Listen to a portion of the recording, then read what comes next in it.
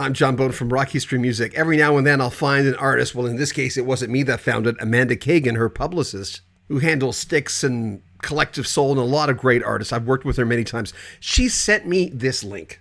And we don't interview a lot of newer artists. It's not our thing. But now and then I will listen to someone and say, we have to cover this artist. McKenna Michaels. I first thought of Kate Bush. Then it was almost an amalgamation of all the greatest things I hear about pop today. It was theatrical, which I liked very much. And McKenna puts so much work into her videos. Wait till you see her videos. There's a B-roll coming up and you'll see what she does on film, which is amazing. We can't put her music on because of copyright. Right at the very top of the description, we will put a link to her YouTube channel. But this lady is brilliant. Having an autistic daughter, I was very interested. I found that out after the fact. McKenna's very high functioning. She lives a normal life, but she's had her struggles, as you'll hear. There's a brand new EP coming out in 2025. We'll tell you more about that in just a bit. McKenna Michaels, get ready on Rock History Music.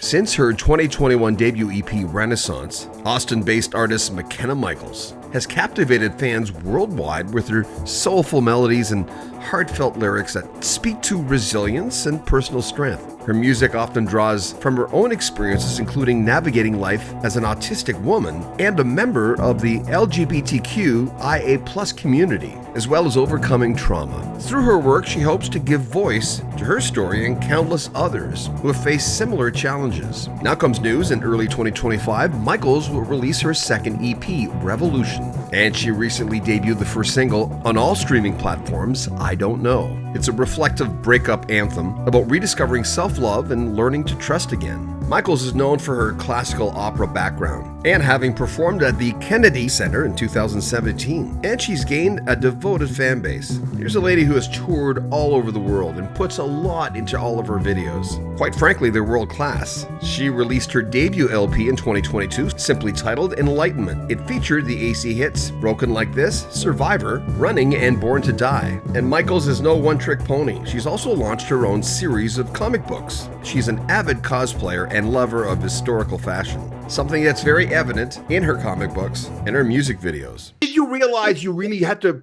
you wanted to do this right with the videos as an artist? So I started in opera and I performed at the Kennedy Center in 2017 before I started my freshman year of college. And I really loved the theatrics of opera and how the movements have to tell a story just as much as the music does, because a lot of people don't speak Italian or French or German when they're watching opera. And so you really have to be expressive on stage. And I felt like I wanted to capture that somehow, my love for opera and theatrics, in my videos and in my music in general. And so my manager and I were kind of sitting there going, okay, what can we do that differentiates me from the current industry as it is right now? And so we came up with two things. We came up with my background in opera, and then also my love for comic books, cosplay, etc. So the music videos actually tie into the comic book. Basically, the overarching plot of all my music videos, they're all tied together somehow, is that I'm not a real person in the world of my music. And instead, this woman named Michelle, who's a real person, she's 26. She had a stroke when she was 5 weeks old. She has cerebral palsy and epilepsy. She, in real life, is an artist and draws to deal with her medical trauma. So in the world of my music, she has created me as one of her original characters. And so everything that happens in the music videos is related to what Michelle is going through, what she's making me go through as a result of whatever's going on in her life. And that's really kind of how we got to that point, is coming up with an overarching story, being authentic to who I am in reality and capturing those theatrics, and then also doing something fun and different. I watched the vignette again this morning. Who's the other lady who's the other character that you'd go to take your sword out at the end? Lindsay Normington. She plays the character Faith. Basically, in this story so far, Faith was my handmaid and best friend. And then she betrays me, and tries to have an affair with my husband, which I catch them in the act in the music video for Born to Die. Only to find out where when I pull out my sword, you see her eye change color to yellow. We find out that actually the entire time she has been possessed by this witch to do all these bad things and ruin my life and ruin everybody's lives around me. And through that, basically, the next adventure is going to be I'm going to find out that also my husband was possessed by the same witch. And so I killed him for pretty much no reason. Yeah, Spoilers but for why Born to can't they Die. kill you? Are you not a witch? But why don't you die? They're lighting you on fire. They're So I think that what I explained Born to Die as is like at the beginning she's not a witch, but then by the end of it she becomes one to save herself. And then in the Survivor comic book, um, my character has my character is the same name as me, but it is a character. Has magical powers and magical abilities that she's worked through post the end of Born to Die.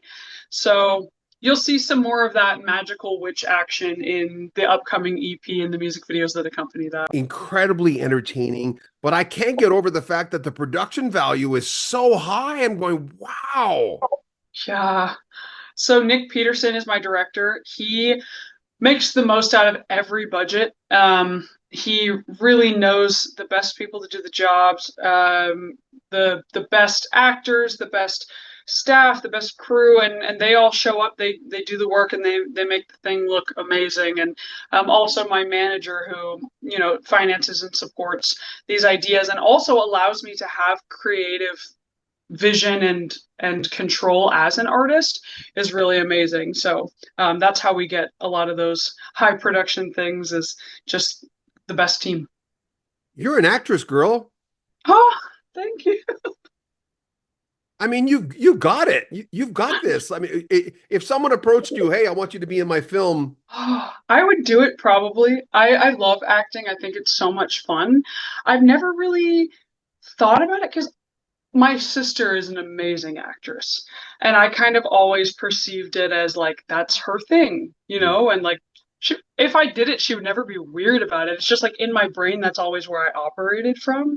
Yeah. She's just really talented and amazing, and so I always kind of looked at her and went, "Oh, like she is an amazing actress," and um, because of that, I never really pursued it. But then through music videos, I've gotten to a little bit, and I think if the right opportunity came around, I would definitely jump on it. I don't know. Breakup song? I consider it kind of a rebound song.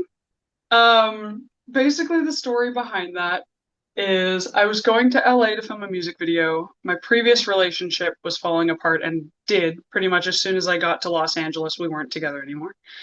And so I think it's really difficult and something that isn't acknowledged as much as I'd like it to is that everyone is going through something at one point or another, and we all still have to show up and put on our best foot forward and um, do our jobs pretty much. And so I had to show up. I had to do my job. I had to film a music video. I had to do photo shoots. I had to do like outfit fittings, all these things. And on this like last thing that I was doing, it was a photo shoot for the album, for promotional photos and for the album cover. I met somebody on the set that I really liked. And I was sitting there going, I have been single for about a week now. I should not be doing this. I should not even be entertaining this. But I really like you, and you're really cute, and we talk really well, really easily.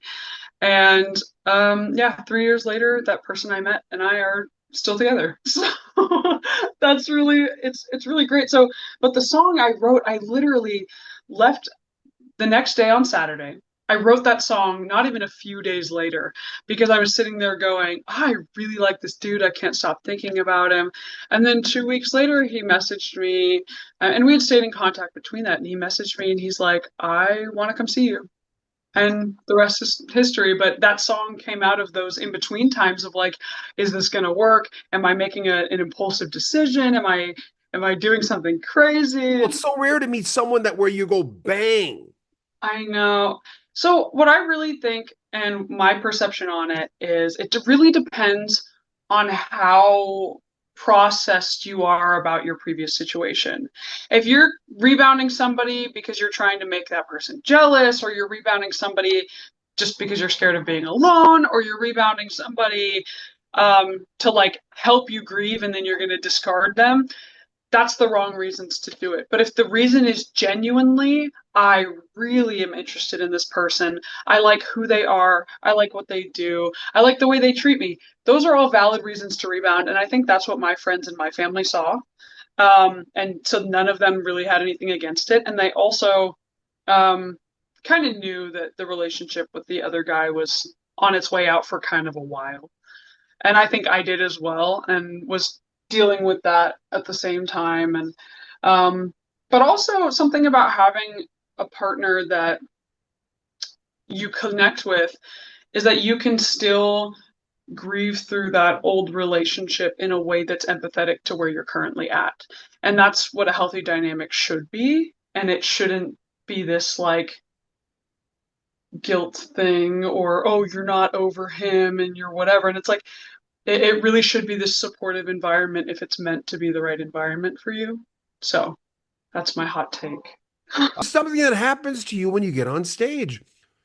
Yes. Who's the girl that's Oh, off stage, and who is that girl on stage? Like, oh my goodness. Okay, so something that I talk about really heavily on my platform is that I'm an autistic person, right?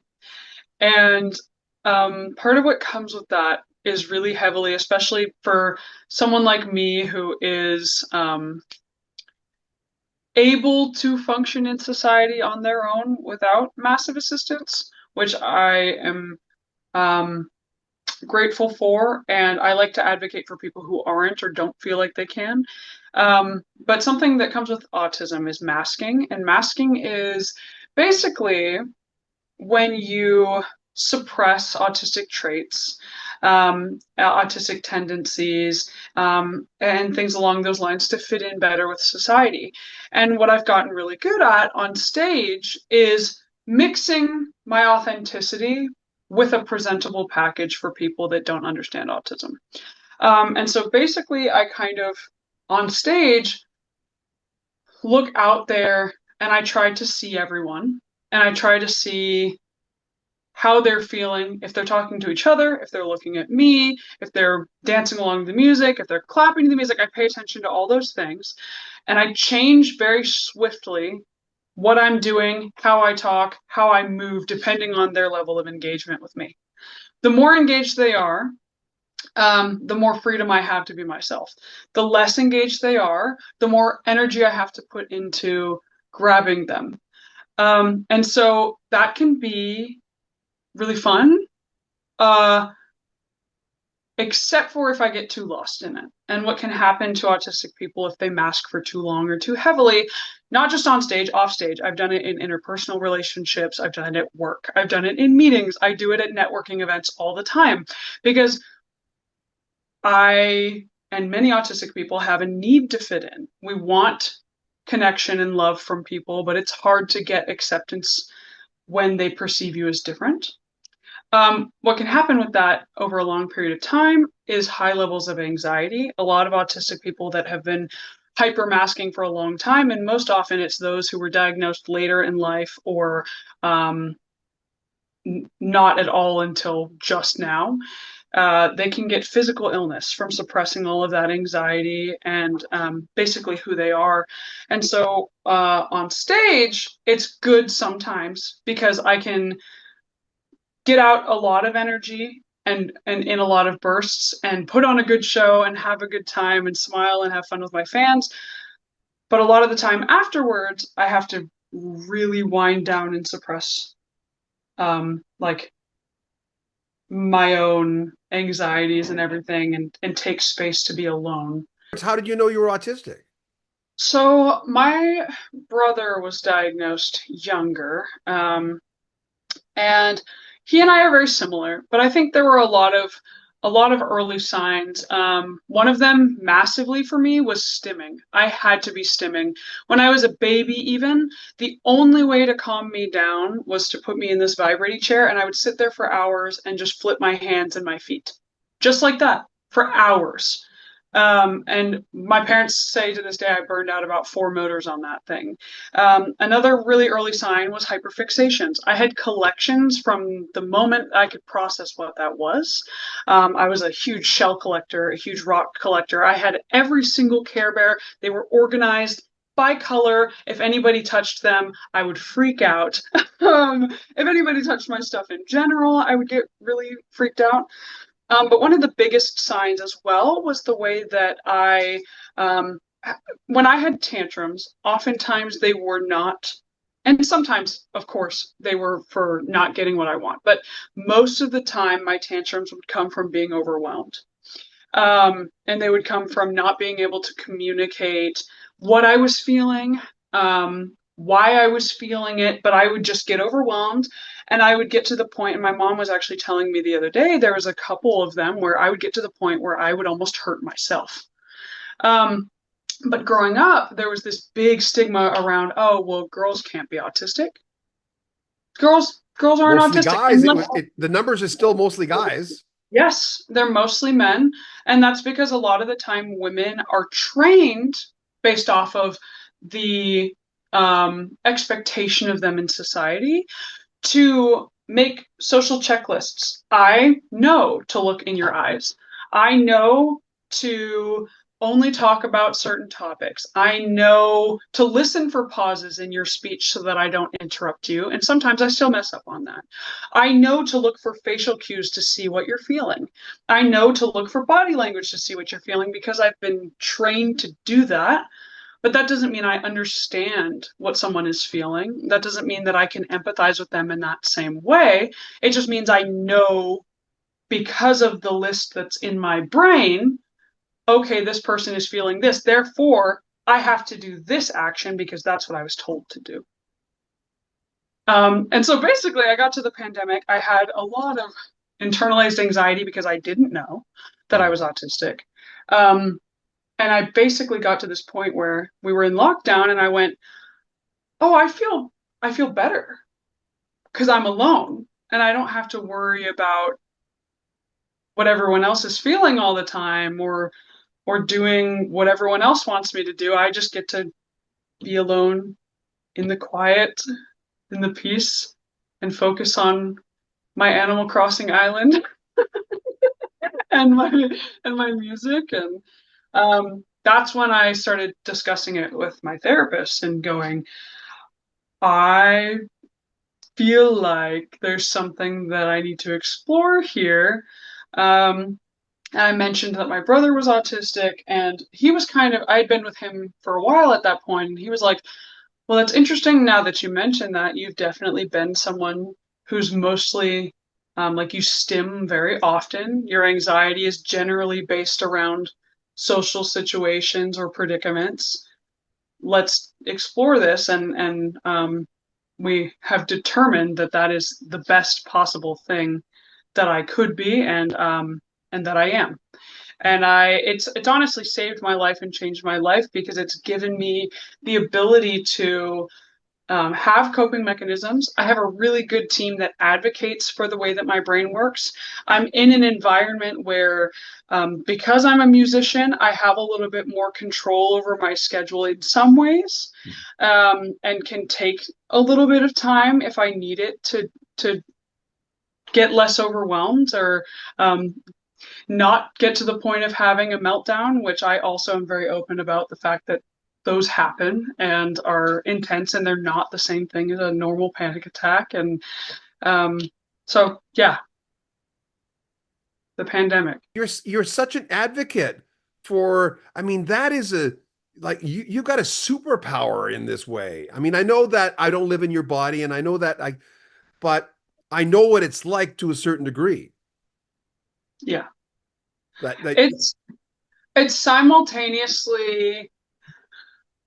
I think that autistic people, what is really great about the way a lot of our brains work is there's an element of looking at things from a different perspective.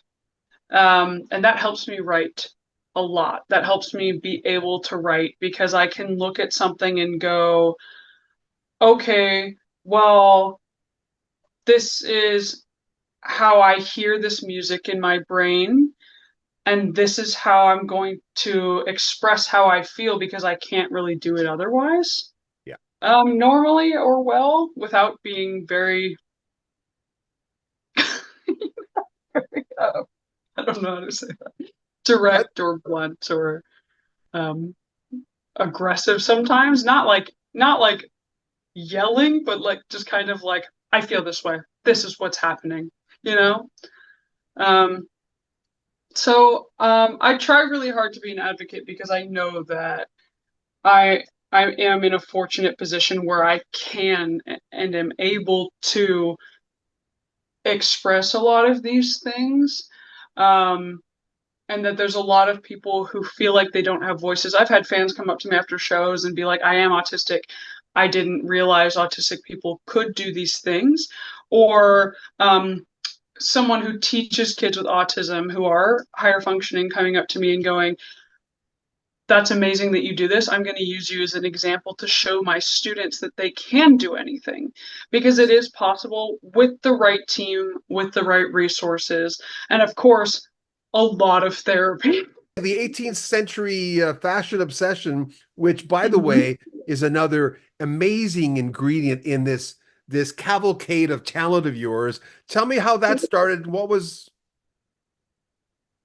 Okay, so my earliest hyperfixation, aside from Care Bears, rocks, and shells, and snow globes, and all of those amazing things, to this day, is the 2004 Phantom of the Opera movie. Just like your daughter with Guardians of the Galaxy, I have seen the 2004 Phantom of the Opera movie approximately 7,000 times. I know every line of dialogue. I know every word to every song. I know every facial expression that Gerard Butler and Emmy Rossum are going to make on screen. And I decided when I was young that I had to be a singer if for no other reason than to dress like Emmy Rossum does in that movie. And granted, hers is, I think, the 1800s, and there's definitely elements of that. And I'm definitely more of a Marie Antoinette style, and that started with my second movie fixation, Pirates of the Caribbean with Keira Knightley. And when she was wearing that big golden Elizabeth Swan dress, I was like, I didn't know it was possible for anyone to be that beautiful. And I really love the outfits and just the style of that movie in general. So it really started there. And then through Phantom of the Opera, I found actual opera. And there is a difference. Some people think Phantom of the Opera is an opera. It is not. It is a musical that has operatic style of music in it. Real opera then continued that type of fashion, like seeing people wear those fashions on stage. I was like, oh, you can do that? That's something that you can do? I didn't know you could do that. And basically, from there, that is how I decided that that's what I wanted to wear because it's one of the first loves that I had. It's one of the many things that contributed to me being a musician was that movie, that fashion. Yeah. I talk about this very often. Um, those characters, in my opinion, should irritate you. And not because Jim Parsons did a bad job. I just think of it like The Good Doctor, The Big Bang Theory are I can't really watch The Good damaging. Doctor. No, they're very damaging portrayals of autistic people. And the fact that the show writers of The Big Bang Theory still won't come out and say that Sheldon is autistic, and that's a choice that Jim Parsons made himself, that's really damaging. And also, they're portraying autistic people simply as and limiting them to geniuses that are basically assholes. Pardon my language on that, but I hate that representation of autistic people because there's a lot of autistic people who can't be physicists, that are, I mean, like me, I'm a musician. I'm not a physicist. I don't have that side of my brain. And there's plenty of autistic musicians, plenty of autistic directors, Tim Burton, plenty of autistic actors and things like that. And it's like, if the only media portrayal that autistic people are getting is when they're geniuses with photographic memories and obsessions to superheroes, that's really damaging to the community overall. And I think we're going to start to see a change in that, just like we have with gay representative media, because for a long time, the gay community was really highly stereotyped until they went, no, we're going to come in and we're going to change that ourselves. And I think autistic people will do the same. I'll say this very openly. I believe religion is a great thing. I think it's beautiful to believe in something like that. But the whole message of Christianity, if you read the Bible like I have, is that Jesus will forgive your sins if you portray it as a sin, if you believe it's a sin. That person, if they believe in Jesus, will not go to hell. That's the entire message and the entire reason he died on the cross. So, treating people as if they're not human, as if they're not worthy of your love, because I believe it was Jesus that said, love thy neighbor as you like love yourself, or whatever he said. I don't remember, but Love thyself, yeah. yeah, love thy neighbor as you love thyself. Um, then you should be treating people like that, and not with hatred, with love across the board. It doesn't matter what your perspectives are. If you believe in love, if you believe in Christ, you should believe in his message of love, because at the end of the day, he was the person hanging out with the lepers and the prostitutes and the gay people and the sinners and the greedy and the poor. He wasn't sitting there going, oh yeah, I'm going to hang out with only perfect people, because that's not what it's about. There is that jealousy sort of, and it's a feeling that lives green eyes in that vignette, which I found very interesting. The way that that actress looks at you, and I couldn't decide if she was jealous of you, in love with you, but it's portrayed very. It's ambiguous in some ways. But um, did you storyboard all that before, or was that piece by piece? Absolutely. We storyboarded everything. Um, she is a master of subtlety. Lindsay is amazing at just giving you the smallest glance, but it means so much. And that's why she was the perfect choice to play Faith, honestly. We're still trying to figure out. I'm a bisexual. I'm very open about being bisexual. We're still trying to figure out in the story of the comic if we want them to end up together or not, and do kind of an enemies to lovers arc. Um, but in terms of the video, there is jealousy because one, I'm her best friend, she's my best friend, but there's that element of in that time period status that was separating us. And so she's watching me have this life that she wishes she could have, but also wants to be there, be happy for me. But then also, because of these deeper rooted issues, that's what in the comic book, what the witch preys upon is basically your biggest weakness. And for her, it's jealousy. And so, and then my husband's, of course, would be lust in that case. And so those two things combining, jealousy, she's trying to take the life that she wants. And that's what the witch is propelling her to do.